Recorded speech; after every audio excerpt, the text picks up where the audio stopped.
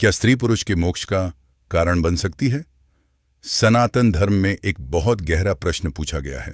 क्या स्त्री पुरुष को मोक्ष से दूर ले जाती है या फिर वही उसके मोक्ष का मार्ग भी बन सकती है?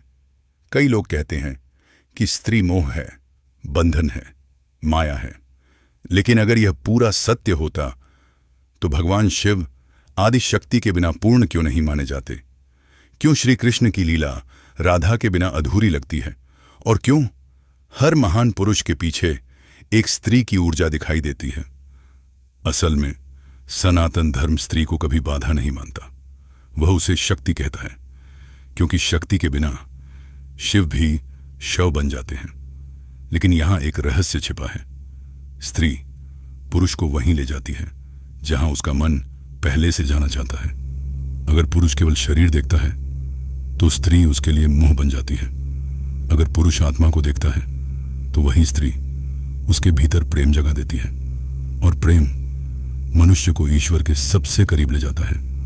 यही कारण है कि भक्त मीरा कृष्ण में खोकर संसार से मुक्त हो गई। राधा का प्रेम वासना नहीं था, वह आत्मा का मिलन था, जहां मैं समाप्त हो जाता है और केवल समर्पण बचता है। सनातन धर्म कहता है वासना शरीर को बांधती है, लेकिन प्रेम आत्मा को मुक्त करता है।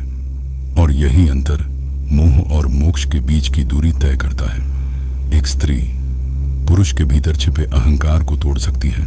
वह उसे सिखा सकती है कि प्रेम अधिकार नहीं, समर्पण होता है। शायद इसी कारण जो पुरुष केवल स्त्री के रूप में उलझा, वह मोह में डूब गया।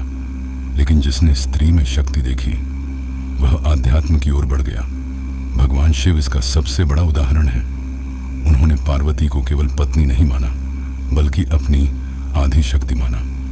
अर्धनारीश्वर का स्वरूप यही बताता है कि पुरुष और स्त्री अलग नहीं, बल्कि एक ही चेतना के दो भाग हैं। जब दोनों के बीच केवल शरीर का आकर्षण हो तो संबंध धीरे धीरे दुख बन जाता है। लेकिन जब दोनों एक दूसरे की आत्मा को समझने लगे तो वही संबंध मनुष्य को भीतर से बदल देता है।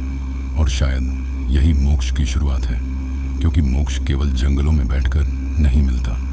मोक्ष तब शुरू होता है जब मनुष्य अपने भीतर के अहंकार, वासना और स्वार्थ को जीतना शुरू करता है।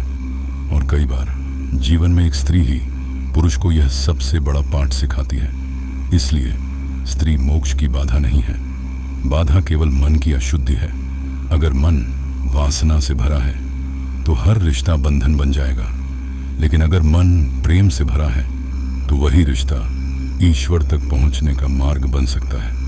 और शायद यही है स्त्री और मोक्ष का सबसे बड़ा रहस्य।